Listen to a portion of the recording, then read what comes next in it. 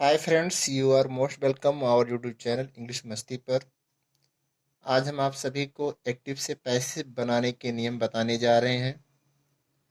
जैसा कि हम सभी को पता है कि टेंस 12 प्रकार के होते हैं, लेकिन इनमें से 4 टेंस की पैसिव नहीं बनती है, जो निम्न प्रकार हैं। पहला है प्रेजेंट परफेक्ट कॉन्टिन्यूअस टेंस। दूसरा है पास्ट परफेक्ट कॉन्टिन्यूअस टेंस। तीसरा है फ्यूचर परफेक्ट कॉन्टिन्यूअस टेंस और चौथा है फ्यूचर कॉन्टिन्यूअस टेंस। इन चारों टेंस की पैसिव नहीं बनती है। प्रेजेंट परफेक्ट कॉन्टिन्यूअस टेंस की सहायक क्रिया है has been, have been. Past perfect continuous tense की सहायक क्रिया है हैड बीन।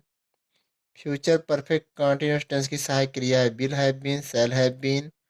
और फ्यूचर कॉन्टिन्यूअस टेंस की सहायक क्रिया है विल बी, शैल बी। इन चारों टेंस की पैसिव नहीं बनती है। 8 प्रकार के टेंस की पैसिव बनती है, जो निम्न प्रकार से हैं। Active voice, passive voice. जो 8 प्रकार के टेंस की पैसिव बनती है, उनमें सबसे पहला टेंस है प्रेजेंट इंडेफिनिट टेंस, जिसकी सहायक क्रिया डू, डज होती है या मेन वर्ब की फर्स्ट फॉर्म आई रहती है। डू डज का प्रयोग जब वाक्य आपका नेगेटिव या इंट्रोगेटिव होगा तब इसका प्रयोग होता है, नहीं तो आपको क्रिया की फर्स्ट फॉर्म मिलेगी। जब इस टेंस की पैसिव आपको बनाना हो तब आप पैसिव बनाते समय टेंस और कर्ता के अनुसार इज, एम, आर का प्रयोग करेंगे। इसी तरीके से दूसरा टेंस है प्रेजेंट कॉन्टिन्यूअस टेंस। इस टेंस की सहायक क्रिया है इज, एम, आर, लेकिन पैसिव बनाते समय हम is being, am being, are being का प्रयोग करते हैं, जो उचित हो। तीसरा टेंस हमारा है प्रेजेंट परफेक्ट टेंस। इसकी सहायक क्रिया हैज और हैव। पैसिव बनाते समय हैज बीन और हैव बीन का प्रयोग करते हैं। चौथा टेंस है हमारा पास्ट इंडेफिनिट टेंस। इसकी सहायक क्रिया है डिड या मेन वर्ब की सेकंड फॉर्म आएगी, लेकिन पैसिव बनाते समय हम वाज या वेयर का प्रयोग करते हैं। डिड का प्रयोग जब आपका वाक्य इंट्रोगेटिव या नेगेटिव होगा तभी होता है, नहीं तो आपका मुख्य क्रिया की सेकंड फॉर्म का प्रयोग हुआ रहेगा। पांचवा है पास्ट कॉन्टिन्यूअस टेंस। वाज और वेयर है इस टेंस की सहायक क्रिया, लेकिन पैसिव बनाते समय हम वाज बीइंग और वेयर बीइंग का प्रयोग करते हैं कर्ता के अनुसार। छठवां है पास्ट परफेक्ट टेंस। इसकी एक ही सहायक क्रिया हैड। पैसिव बनाते समय हम सभी कर्ताओं के साथ हैड बीन का प्रयोग करते हैं। सातवां हमारा है फ्यूचर इंडेफिनिट टेंस। इसकी सहायक क्रिया है शैल और विल, लेकिन पैसिव बनाते समय हम शैल बी और विल बी का प्रयोग करते हैं। फर्स्ट पर्सन के साथ शैल बी और सेकंड और थर्ड पर्सन के साथ विल बी का प्रयोग होगा। आठवां हमारा है फ्यूचर परफेक्ट टेंस, लेकिन इसकी पैसिव बनाते समय हम विल हैव बीन और शैल हैव बीन का प्रयोग करते हैं।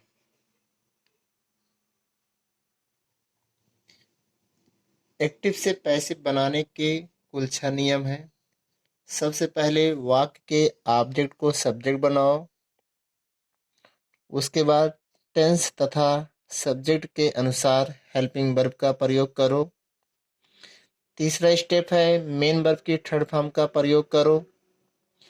चौथा स्टेप है आपका ईटीसी का प्रयोग करो, अर्थात ऑब्जेक्ट को लिखने के बाद और मुख्य क्रिया की थर्ड फॉर्म का प्रयोग करने के बाद बचे हुए शब्द का प्रयोग करें।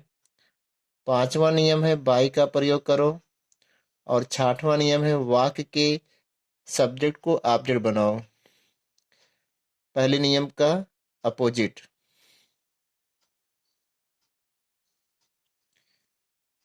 Structure of assertive sentence. सबसे पहले ऑब्जेक्ट को लिखेंगे।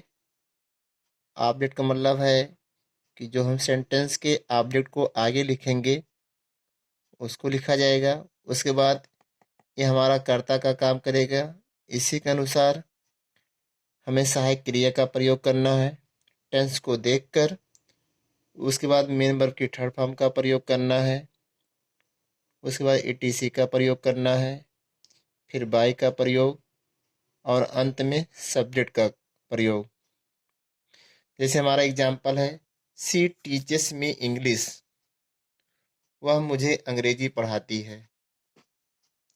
अब इस वाक्य की हमें पैसे बनाना है तो सबसे पहले हम ऑब्जेक्ट को लिखेंगे सब्जेक्ट के रूप में। इस टेंस में दो ऑब्जेक्ट आए हुए हैं, मी आया हुआ है और इंग्लिश।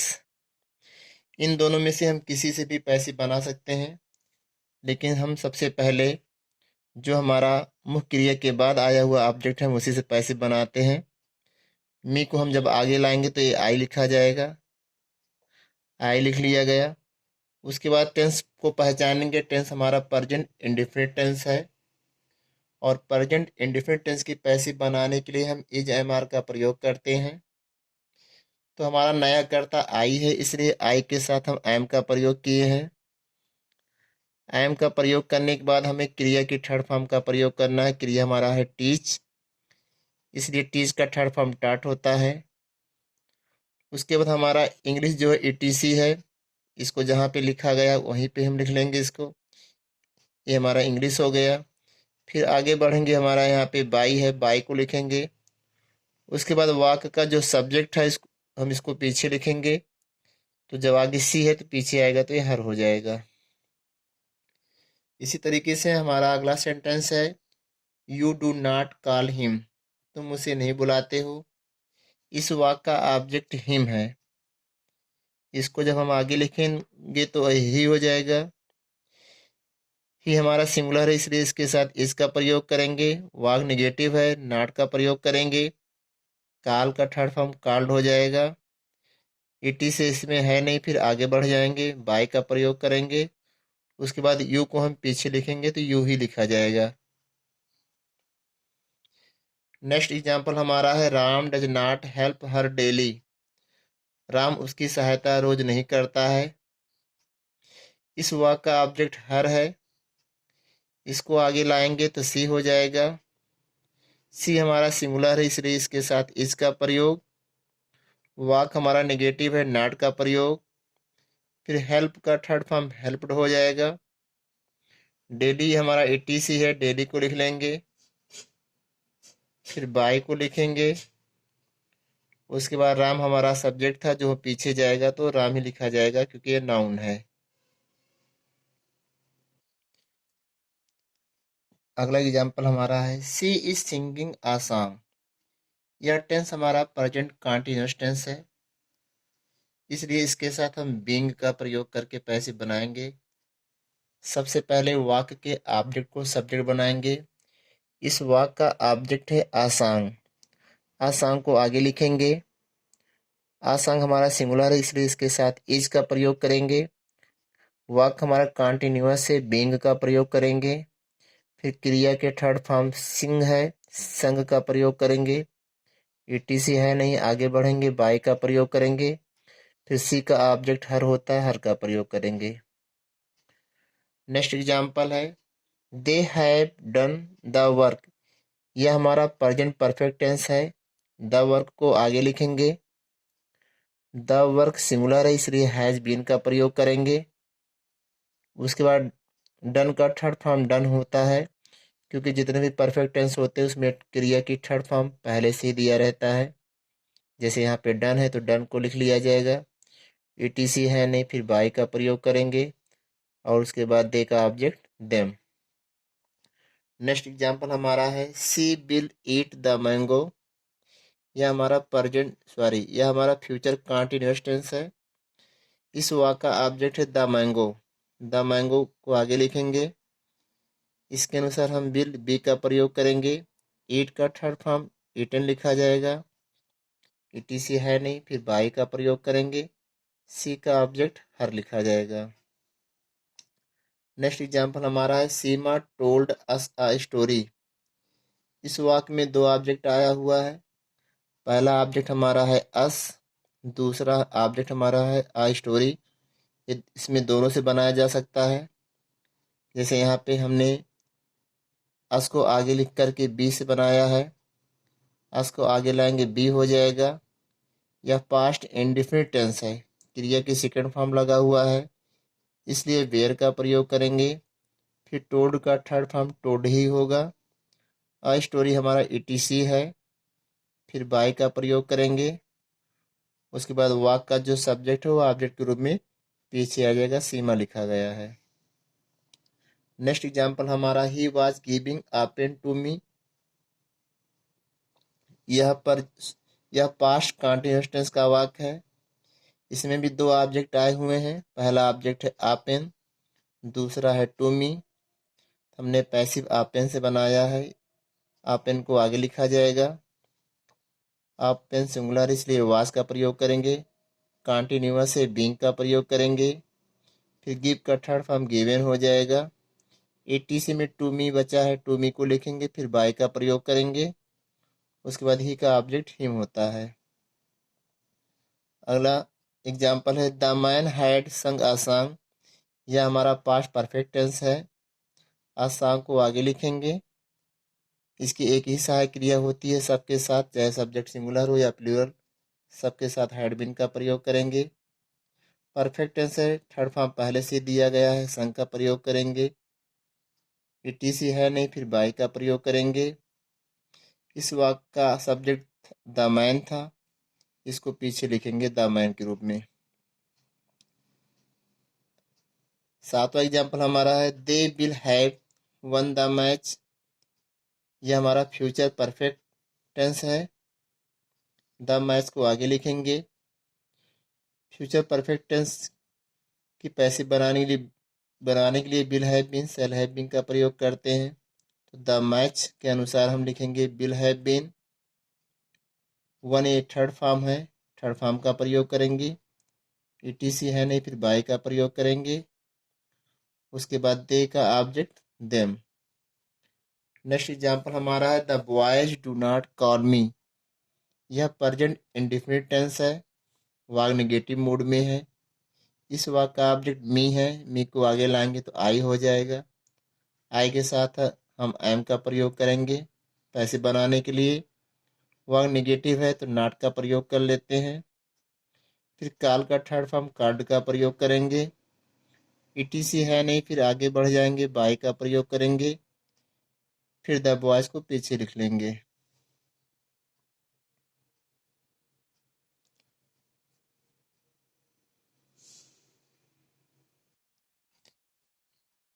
अगला सेंटेंस हमारा है first type interrogative sentence. First type interrogative का स्ट्रक्चर है, सबसे पहले हम हेल्पिंग वर्ब को लिखेंगे नए सब्जेक्ट के अनुसार जो पीछे से आगे लाया जाएगा। उसके बाद अगर वाक नेगेटिव है तो यहाँ पे नॉट लिखा जाएगा। उसके बाद क्रिया की थर्ड फॉर्म का प्रयोग करेंगे, फिर ईटीसी का प्रयोग करेंगे। उसके बाद बाय का प्रयोग करेंगे। फिर वाक का जो सब्जेक्ट होगा वो पीछे आएगा, उसको लिखेंगे।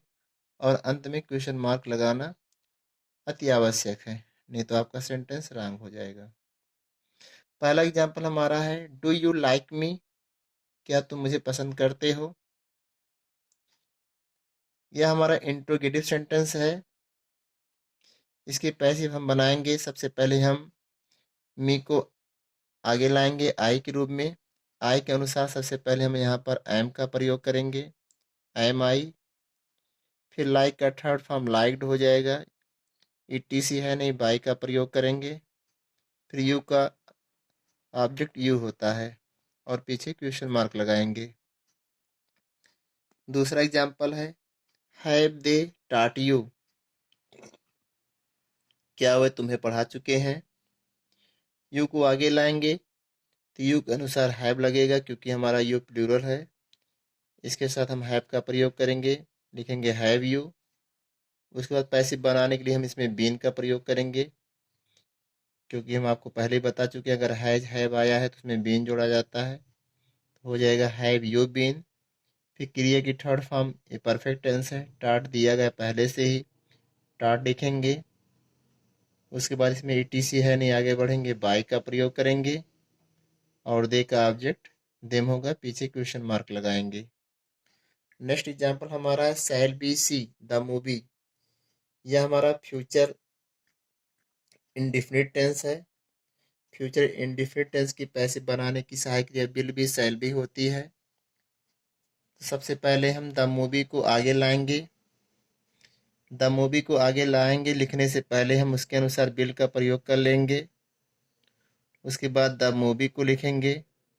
फिर पैसिव बनाने के लिए इसमें हम बी का प्रयोग करेंगे। फिर सी का थर्ड फॉर्म होता है सीन, SEEN, सीन का प्रयोग करेंगे। ETC है नहीं, फिर आगे बढ़ेंगे, बाई का प्रयोग लगाएंगे मित्रों। उसके बाद बी का ऑब्जेक्ट होता है अस का प्रयोग करने के बाद क्वेश्चन मार्क अवश्य लगाएंगे।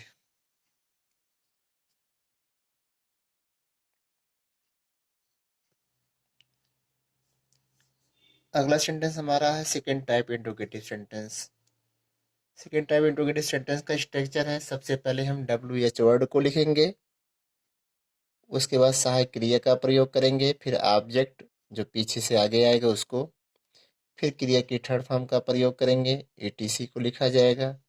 बाय का प्रयोग करेंगे, फिर आगे से जो पीछे आएगा सब्जेक्ट को लिखेंगे और अंत में क्वेश्चन मार्क लगाएंगे। जैसे कि हमारा एग्जाम्पल है when does she teach him, वह उसे कब पढ़ाती है। तो यहाँ पर WH वर्ड हमारा है व्हेन को लिख लेंगे। फिर हिम को आगे लाएंगे तो ही के रूप में आएगा, इसके अनुसार सहायक क्रिया यहाँ पे इज हो जाएगा क्योंकि टेंस हमारा प्रेजेंट इंडेफिनिट का है। तो इज ही, फिर टीज का थर्ड फॉर्म टाट, फिर बाई, उसके बाद सी का ऑब्जेक्ट हर और पीछे क्वेश्चन मार्क। नेक्स्ट एग्जाम्पल हमारा है why are you beating me, तुम मुझे क्यों पीट रहे हो। यह प्रेजेंट कॉन्टिन्यूअस टेंस है। इस वाक्य का WH वर्ड है व्हाई को लिख लेंगे। फिर मी को आगे लाएंगे तो आई बन जाएगा। तो आई के अनुसार सहायक क्रिया एम हो जाएगी, एम आई। और कॉन्टिन्यूअस टेंस है इसलिए यहाँ पे बीइंग का प्रयोग करेंगे पैसिव बनाने के लिए। फिर बीट का थर्ड फॉर्म बीटिन हो जाएगा, ETC है नहीं, बाई का प्रयोग करेंगे। यू का ऑब्जेक्ट यू होता है, यू को लिख के पीछे क्वेश्चन मार्क लगा देंगे। तीसरा एग्जाम्पल हमारा है whose book will she read now, वह आप किसकी किताब पढ़ेगी।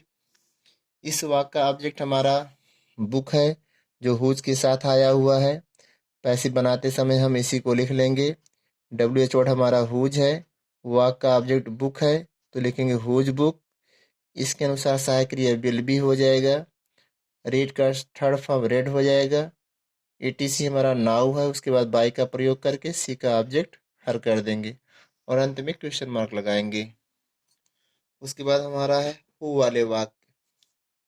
हु वाले वाक्य की पैसिव थोड़ा अलग बनती है क्योंकि हु का दो रोल होता है, वो WH वर्ड का भी काम करता है और सिंगुलर सब्जेक्ट का भी काम करता है। जैसे कि पहला एग्जाम्पल हमारा है हु कॉल्स हिम, उसे कौन बुलाता है। यह टेंस हमारा प्रेजेंट इंडेफिनिट टेंस है। तो सबसे पहले हम हु को चेंज कर देंगे बाय होम में। उसके बाद हिम को आगे लाएंगे। हिम को जब आगे लाएंगे तो ही बन जाएगा, इसके अनुसार सहायक क्रिया इज का प्रयोग करेंगे, इज ही। फिर काल का थर्ड फॉर्म काल्ड और पीछे question mark.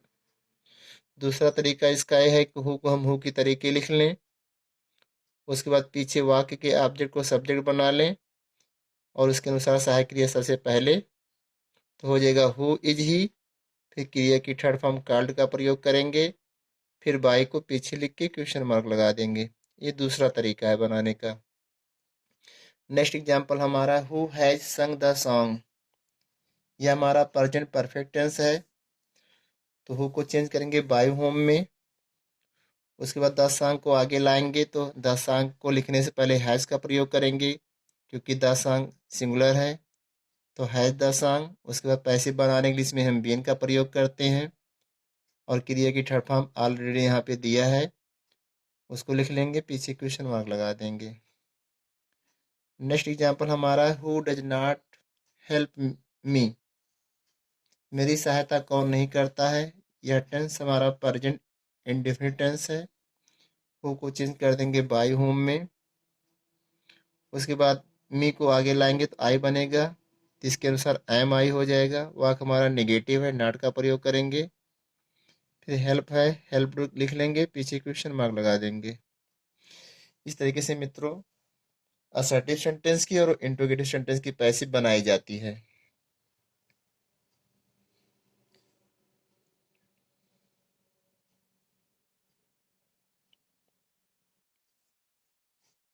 Important sentence, he does his work.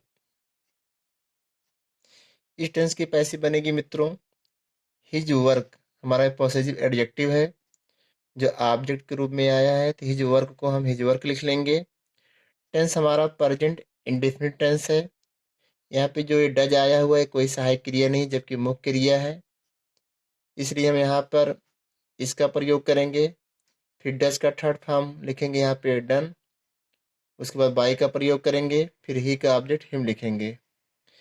इसी तरीके से हमारा दूसरा एग्जाम्पल है यू डू द वर्क, तुम काम करते हो। इस वाक्य का ऑब्जेक्ट है द वर्क, आगे लिखेंगे। टेंस हमारा ये प्रेजेंट इंडेफिनिट है, इसलिए यहाँ पे इसका प्रयोग करेंगे। फिर डू का थर्ड फॉर्म डन का प्रयोग करेंगे, फिर बाई का प्रयोग करेंगे। यू का ऑब्जेक्ट यू होता है। नेक्स्ट एग्जाम्पल हमारा है सी डिड दिस वर्क डेली। यहाँ पे जो डिड आया हुआ ये कोई सहायक क्रिया नहीं है, ये मुख्य क्रिया के रूप में आया हुआ है। इस वाक्य का ऑब्जेक्ट है दिस वर्क, ये हमारा डेमोन्स्ट्रेटिव एडजेक्टिव है। दिस वर्क को आगे लिखेंगे। उसके बाद पास्ट इंडेफिनिट टेंस का वाक्य है वास का प्रयोग करेंगे। इसका थर्ड फॉर्म डन का प्रयोग करेंगे, फिर डेली का प्रयोग करेंगे, फिर बाय का प्रयोग करेंगे। उसके बाद सी का ऑब्जेक्ट हर होता है। Thanks for watching my video.